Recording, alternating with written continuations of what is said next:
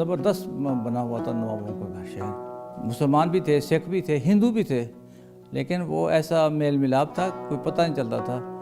मुसलमान भी एक और हिंदू भी एक, सारे पानी एक घाट में पीते थे।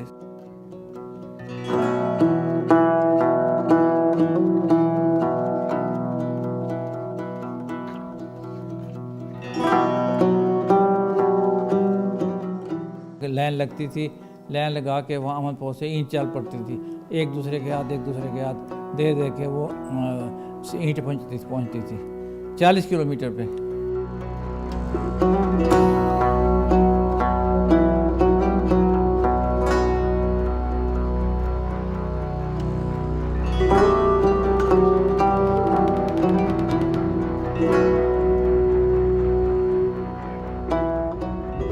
एक कोने पे कमरा था, जो नवाब साहब बैठते थे और आते थे। एक गुंबद के ऊपर वो उनका बसेरा था और वहाँ रहते थे। जो नवाब बनता था उस पर सर पे पग रखी जाती थी।